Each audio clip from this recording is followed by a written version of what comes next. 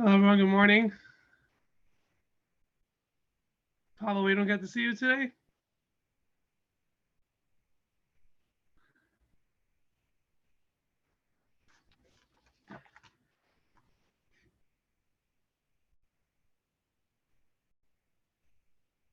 There we go. There we go. Not sure who G5 is. They're waiting for their audio to connect. So, there we go. Probably able to hear me? Nice and clear? Amazing. Amazing. Okay, Yep.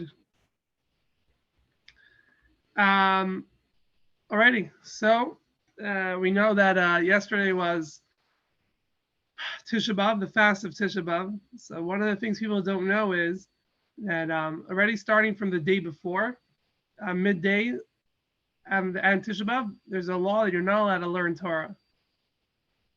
Why? Because Torah gives you joy.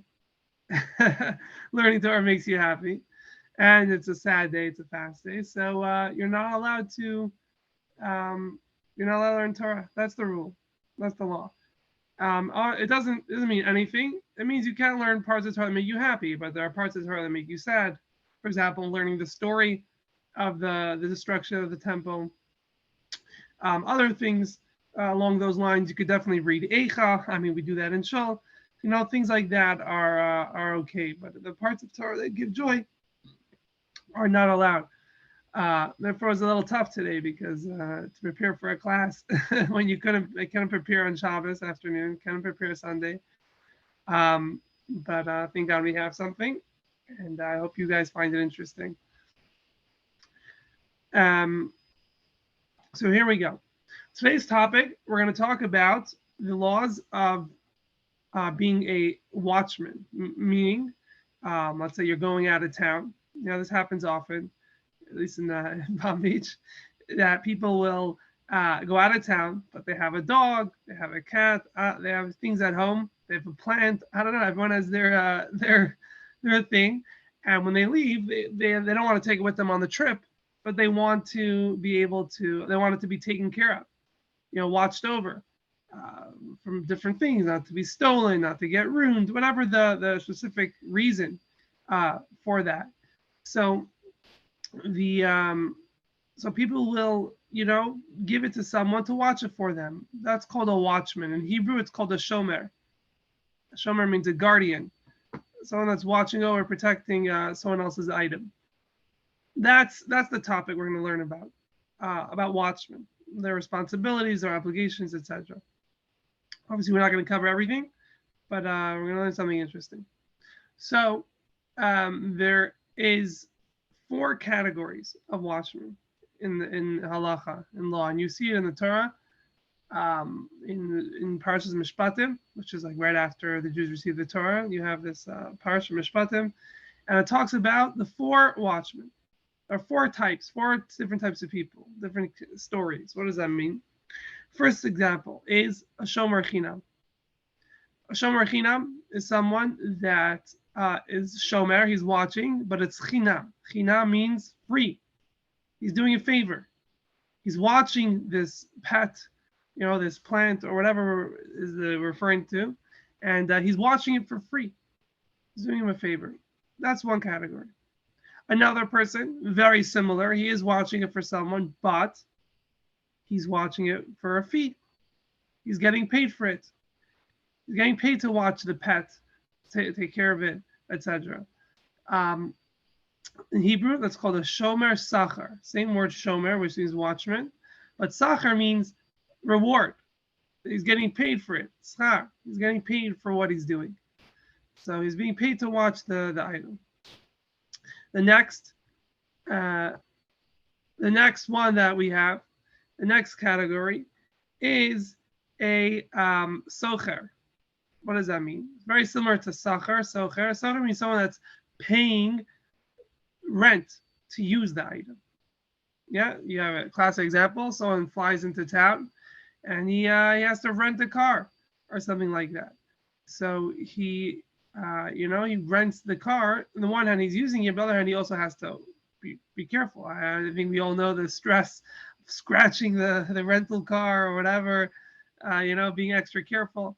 When you're renting something, you also have to take care of it, and you're, in a certain sense, you are a watchman over it to make sure it's not your item, and you're responsible and accountable to make sure that this item is returned the way it's supposed to be.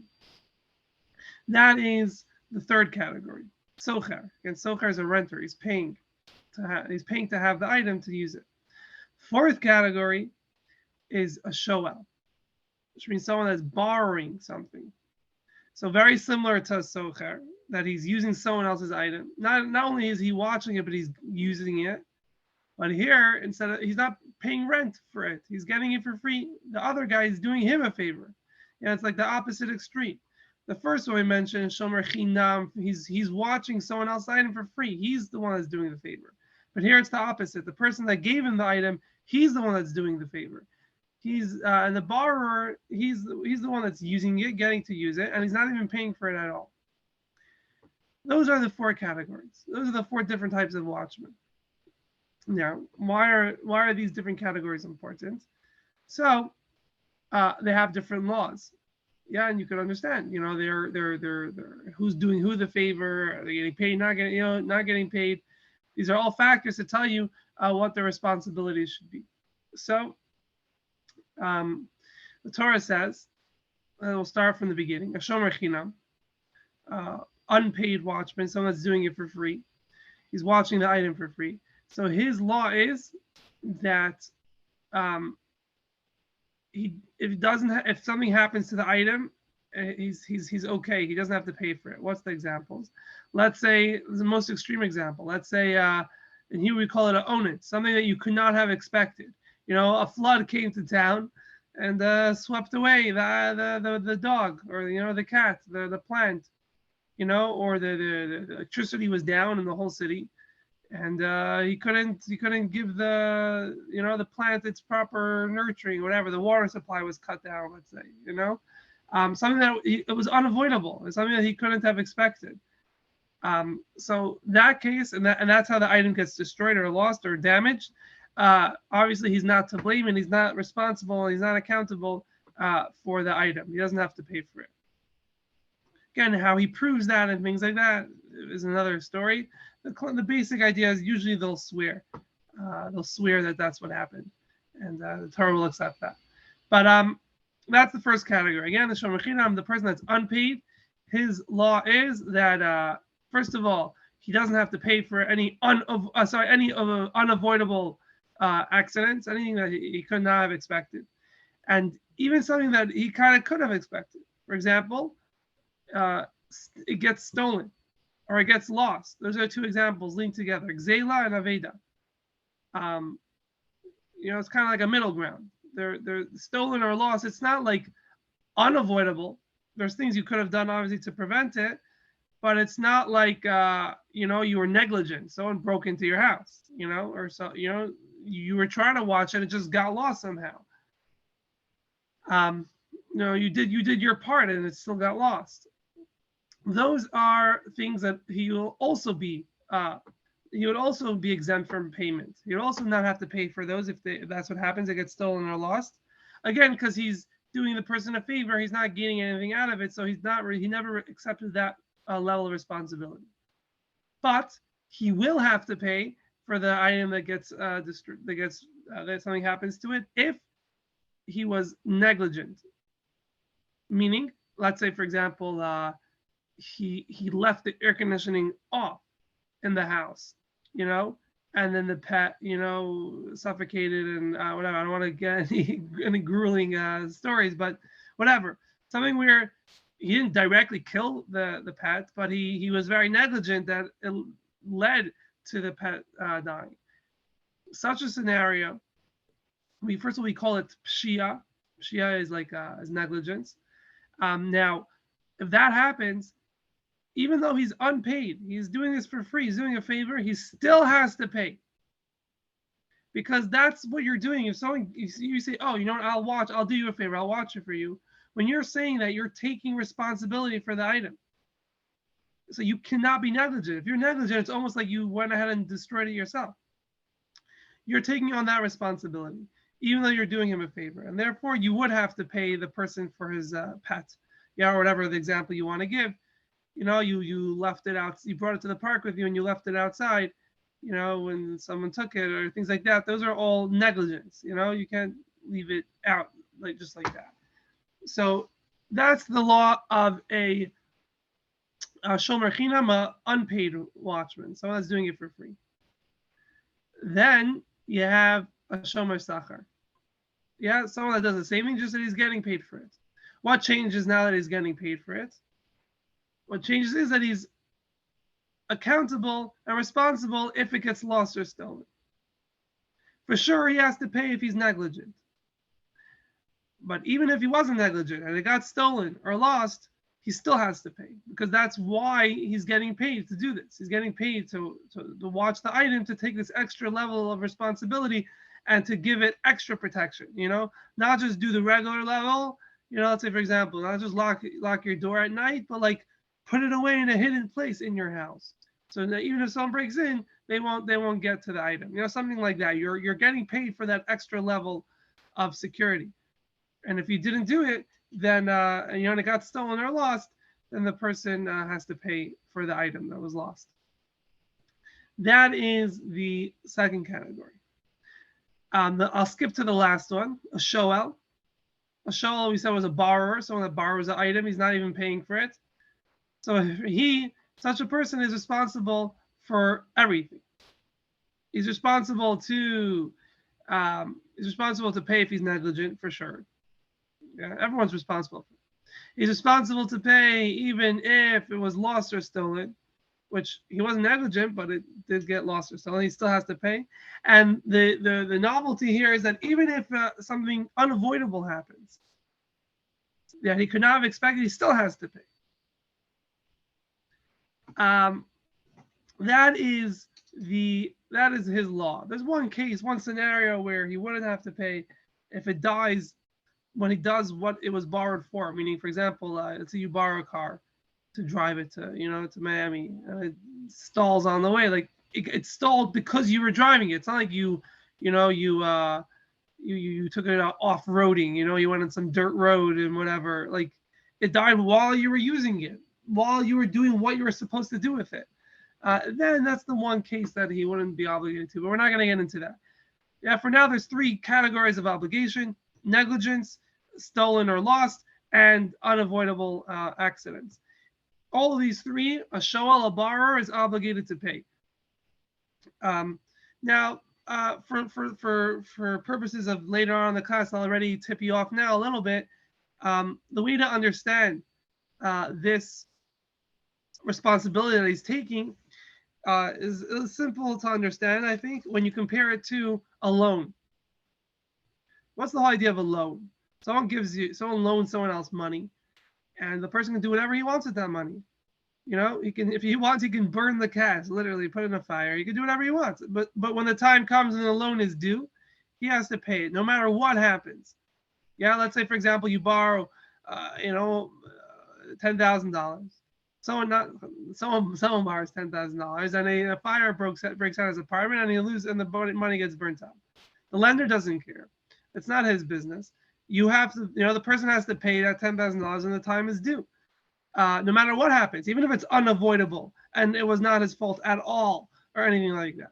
So very similar, not to the fullest extent, but for this class purposes, it is considered. It's like, in that way, it's like a loan, that even though it's unavoidable accident, you're still going to have to pay, because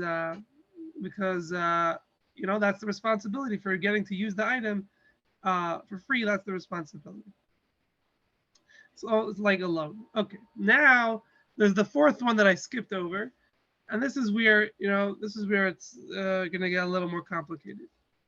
There is a fourth one, which is the third in the order. His name, we called him a socher, which means he's a renter. On the one hand, he's getting to use the item, not like the unpaid watchman or the paid watchman. They're both not using it. Just question is paid or not paid. Here he's using it, but he's paying to use it.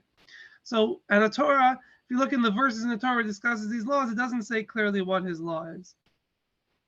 Again, what are we not sure about? The question is, again, there's three things that you could be obligated to pay for: negligence, stolen, lost, or unavoidable accidents. What are his laws in these three cases? So, as you could, I'm sure you were expecting, there is an argument. Because it wasn't clear in the Torah, so there's an argument what his responsibilities are. It's an argument between Rabbi Meir and Rabbi Yehuda. Rabbi Meir and Yehuda, it's just an interesting fact, they're called bar pluktas. You know, bar mitzvah, someone that's obligated in mitzvah. So bar plukta means someone that you argue with. Plukta means argument. So Rabbi Meir and Yehuda, they were arguing buddies. I'm sure you can picture people go to the pub or whatever, and they meet the same guy, and they always argue. They always get into conversation, and they argue, but they like it. That would be called a bar plukta. I remember in Shul, on the table we would daven.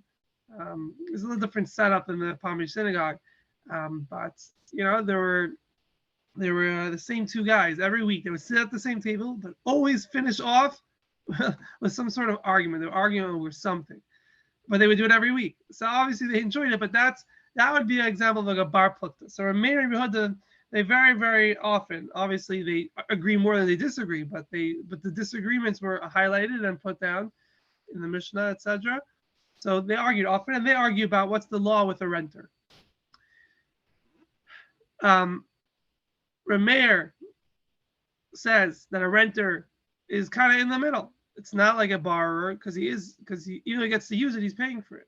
It's not like an unpaid watchman because he is getting to use it. It's not like it's not like the person's not doing him some sort of good, some sort of favor, so to speak. But so therefore he says, you know what? He's kind of in the middle, similar to a paid watchman. A paid watchman, on the one hand, is doing a favor, but he's getting paid for it. So similar here, he's getting benefit, but he's paying for that benefit. So he's kind of in the middle. So he has the same law. Again, what is that law? That for anything that's negligent, obviously he has to pay for. Anything that's unavoidable, he doesn't have to pay for. But if it was stolen or lost, which is kind of that middle ground, that he is obligated to pay for, just like a paid watchman, a shomer sachar. That's Reb Meir's opinion. Rabbi Yehuda, he says, no, even though it seems like he's in the middle, but I'm going to put him in the category of the unpaid watchman, the lowest level. We're going to treat him like an unpaid watchman. Why? First of all, again, what is the law of the unpaid watchman? That even still, if it's stolen or lost, you don't have to pay for it.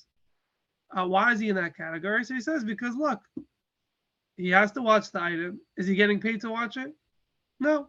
So as simple as that. He's unpaid watchman. He's watching the item. He's not getting paid to do it.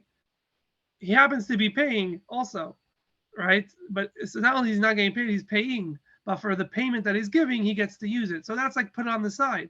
Now that's talking about just the fact that he's, that he's watching this item and he's not getting paid for it. So he should not have to be responsible for it being lost or stolen. Okay, that's all the background we need to know. Again, there's 4 types of watchmen, 4 different categories of people that are watching an item that belongs to someone else. Either they're paid or they're not paid, or they're getting to use it by paying, renting, or they're getting just a favor, they're just borrowing it flat. Those are the four categories. Okay, so now I can't pull up the Mishnah on the computer, unfortunately, but I'm going to read you a Mishnah, and I'll read you some of the Gemara after, and we're going to have some questions on that. What's going on here? So here we go. The Mishnah says that there are 4 shemers, 4 watchmen, like we said. What are they? So he goes through. It says unpaid watchman, a shomer chinam, and then there's a shoel, the other extreme, someone that's borrowing. Then there's no sasachar, someone that's getting paid to watch, and then there's socher, someone that's renting, that's paying to use it. Now it goes through the laws. It says shomer chinam swears on everything, meaning he doesn't have to pay. He could swear that what happened is what happened, and he wouldn't have to pay. Yeah, we'll believe him. A shoel, he has to pay for everything, even unavoidable accidents he has to pay for. And then it says a paid watchman and a socher, a renter, they both If it's unavoidable accident, and it gives examples. For example, an animal breaks its leg. Like what could you have done? It just broke its leg, or it got kidnapped. The animal got captured by some bandits or whatever. It's unavoidable. You couldn't have expected someone to just come and snatch away some animals or whatever. Or alamis, or if the animal just dies, just flat out just drops dead. That's unavoidable. So in all those cases, he could swear and not have to pay. But where he does have to pay if it gets lost or stolen. Stolen means like middle of the night, someone sneaks in, not like captured, kidnapped in front of his face. That's a different. That's unavoidable. Sneaking in at night, that's a little a little different. Okay, so the Mishnah goes through all the laws. It means very simple. But here comes the Gemara. The Gemara starts off right away. Look like this. Mantana Abba Shemim. Who's the one that says that there are 4 different types of watchmen? Who's the one that holds like that? So, Nachman answers. It's our mayor. It's our mayor. So he tells him, "Hello, what are you saying? If the Mishnah is only your mayor, only your mayor holds that there's 4 categories. Everyone holds that there's 4 categories, right? I went through them. There's 4 different types of people, 4 scenarios. Only your mayor. Maybe in regards to what the law is, they argue. But in regards to the fact that there are 4 categories, like the way the Mishnah starts off, there are 4 categories. Let me tell you them, and it goes through all of them. Nothing to do with the law. It just spells them out. What are the four different types of people? And he says, no, that's only Rameir says that, not Rameir. What does that mean? That's what Rava asked him right away, challenged him. What are you saying? It's only Rameir. Maybe the law part of the Mishnah is only Rameir, but the actual fact that there are 4 categories, everyone holds that. So he says, you know what? You're right. This is what I meant to say. This is what I was trying to say. He says that who holds that we treat a renter like an unpaid watchman, that they're responsible even for when it's stolen or lost, who treats a renter in such a way, that's our mayor. Yeah, because remember we said, Rabbi Hoda, he says that he's treated like an unpaid watchman because he's watching the item and he's not getting paid for it. So this mission is only like our mayor, who holds like we treat a renter like a paid watchman. That's what I meant. That's what I really meant to say. So Gemara, a few lines later, after getting something out of the way, it says, if you're saying it's our mayor, and we treat a renter like a unpaid watchman, then how many different types of categories of laws are there? Only 3, right? Because there's only 3 things you could be responsible for. You're either responsible for only negligence, or you're also responsible for lost or stolen, or you're also responsible even for unavoidable accidents.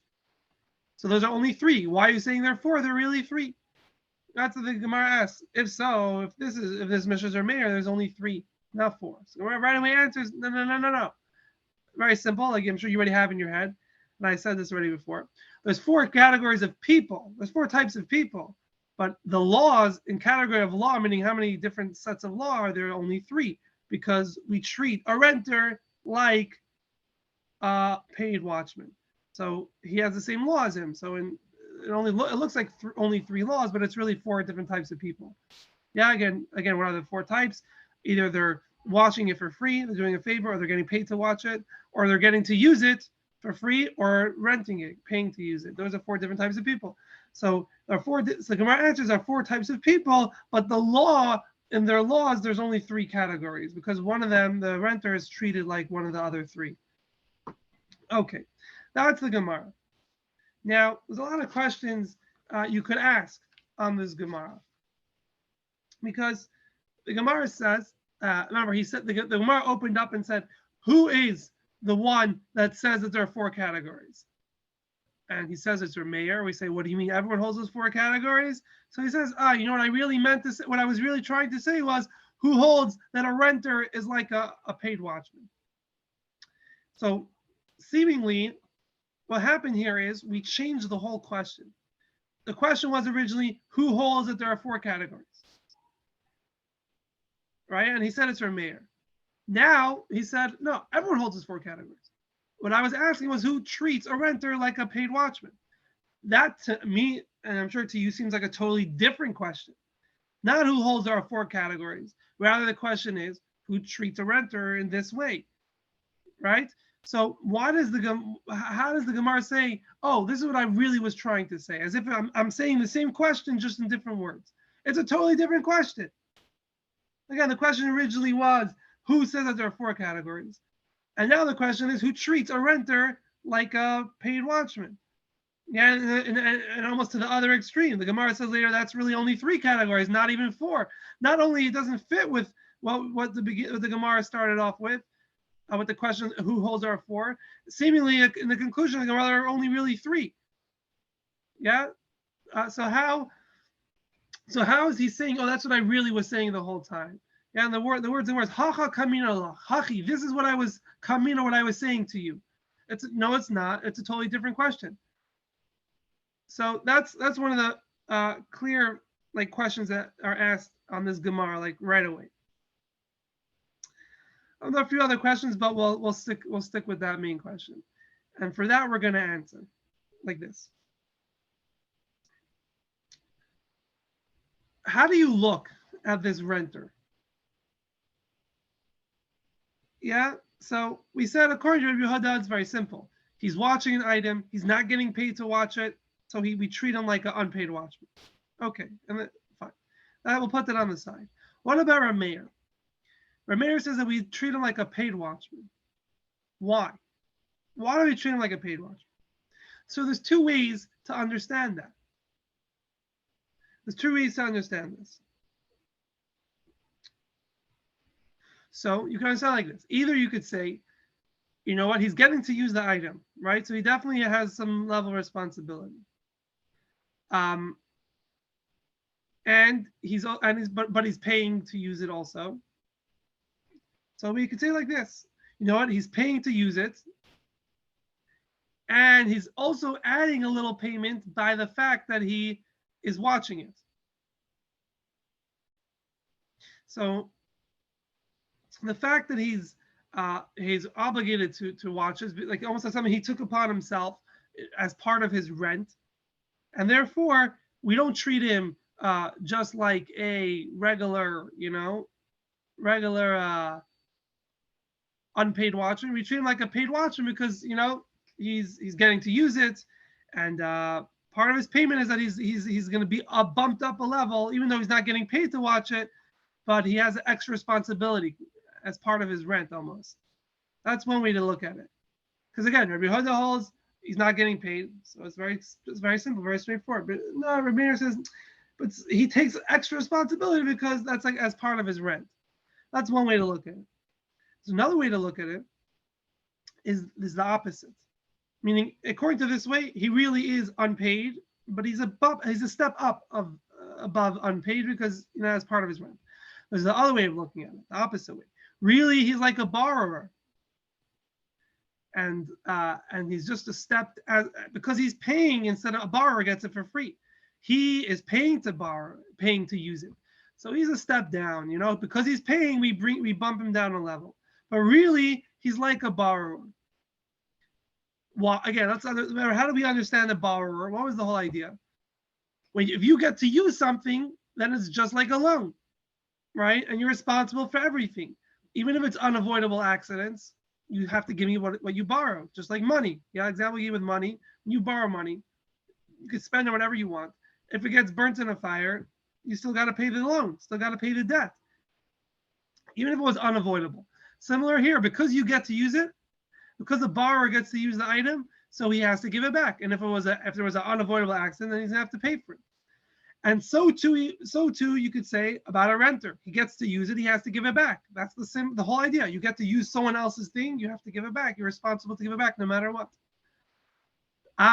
But he's paying to get to use it, so we kind of bump him down and we say, you're not responsible for unavoidable accidents because you're paying. It's almost like insurance, You pay insurance so that if something happens, you're not going to have to pay the full thing. So when you rent, that payment that you're giving is almost like you're paying insurance that you don't have to pay in all scenarios.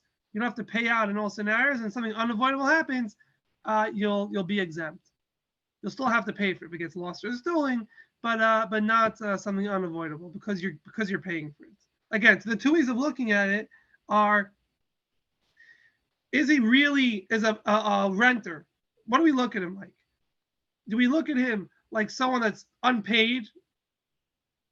Really, he's someone that's unpaid. He's not getting paid to watch it. Part of his responsibility as a renter, part of his rent is to be extra responsible. Okay, so he's up a level. Or do you look at the opposite? Really, he is a borrower because he's getting to use someone else's item.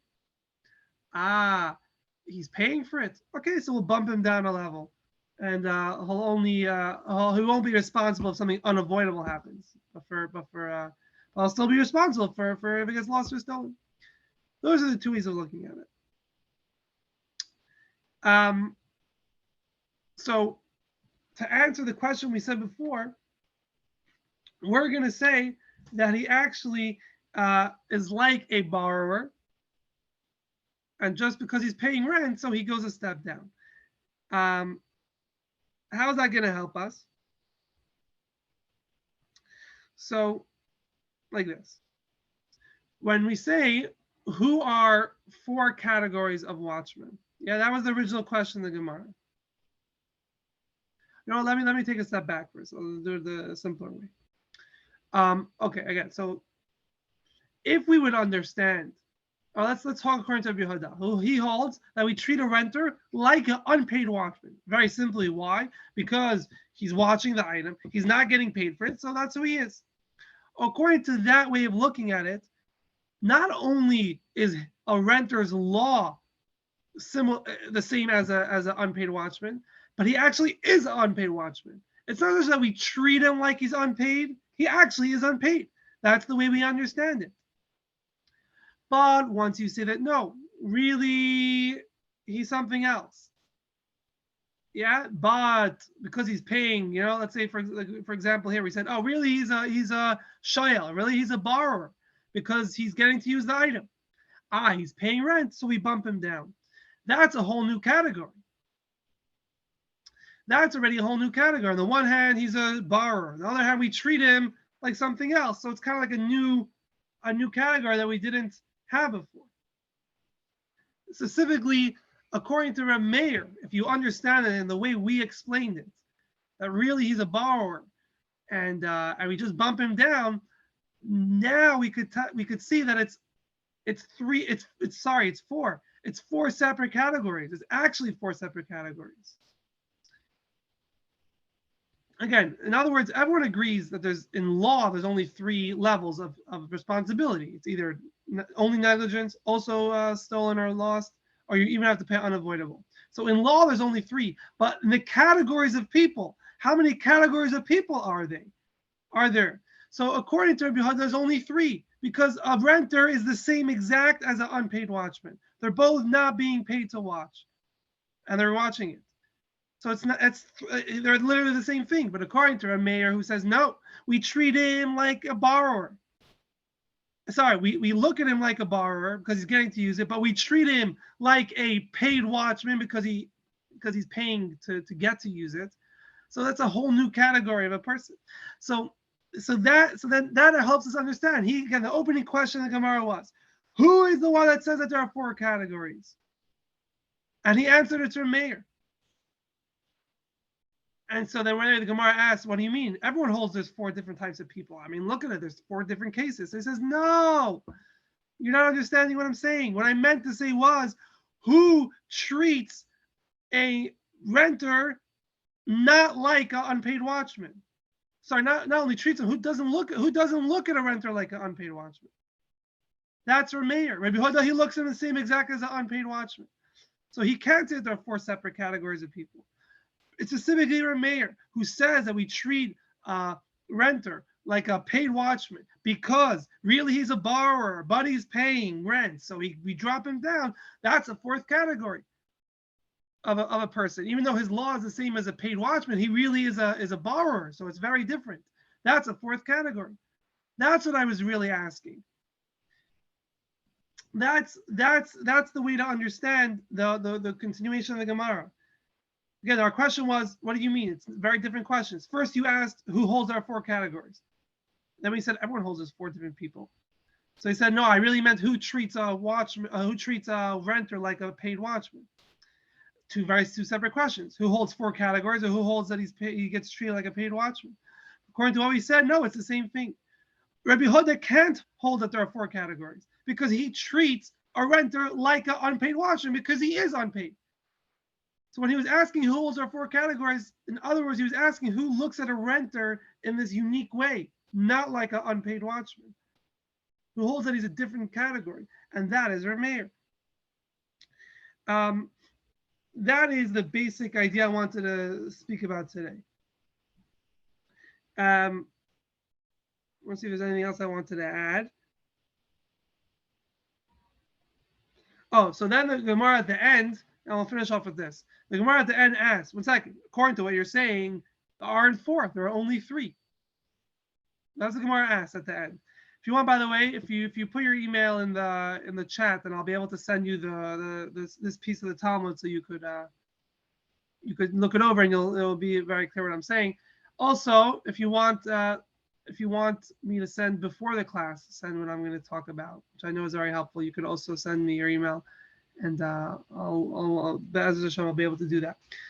Again, so the last part I'm going to say was the Gemara finished off by saying, what do you mean? If so, that we treat a renter like a paid watchman, there are only three categories, meaning only three types of laws. So three categories of law. So he said, no, you're right. There are three categories of law, but there are four categories of people, of watchmen. Just their laws are maybe similar. So to understand that is also going to be along the same lines. The person that asked in the Gemara, hello, there are only three, not four categories, according to what you're saying.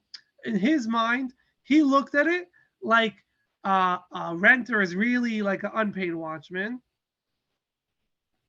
And therefore, in his mind, there are only three. And that's why he asked. It seems there are only three.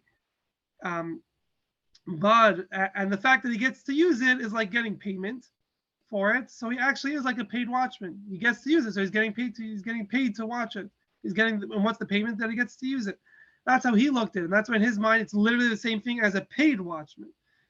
Because the fact that he gets to use it is like part of the payment. Is his payment to watch it. But according to Rav Nachman, the way he looked at it, he says, no, it's not only three categories.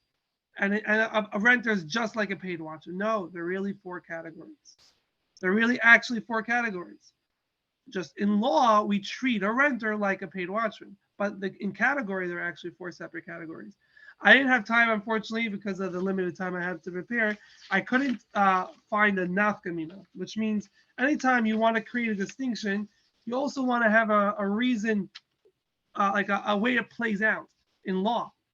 We're like, oh, is he a separate category? Is he not a separate category? Because until now, it seems he doesn't. In law, it's the same. We treat him like, according to our mayor, we treat him like a paid watchman.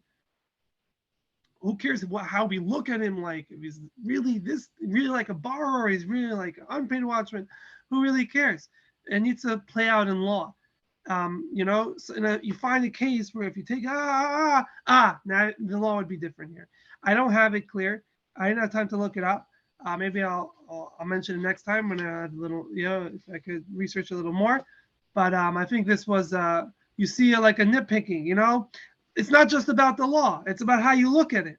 Is it a separate category? Is it not a separate category? That can help you understand a back and forth in the Gemara. When you look at the back and forth, like, what's going on? Doesn't make sense. That was not the question you asked before. What's the Gemara asking later? Oh, it's really three, not four. You're going back and forth. What's going on here? But now we understand very well. And what we're really dealing with here is a renter considered a separate category or not? That's really what was going on in the background. It just wasn't so clear in the Gemara's words. Everything I said is all according to, I just want to say it's all according to Rashi's understanding of the Gemara. You won't see this in Rashi clearly, but it's based on his words. We say this is how he learns the Gemara. But obviously, like every piece of Gemara, there's different opinions how to learn it. But I hope you enjoyed. I'm looking forward to next time again. If you want me to send you this specific part, the specific page. It's not that many lines. I can send it to you if you give me your email. And G5, thanks for joining. I'm not sure. Thank you very much. Yes, of course, of course. Looking forward to seeing you guys. There's a Tanya class tonight also at 7 o'clock. So looking forward to seeing you at another class. Alrighty, have an amazing day. Bye.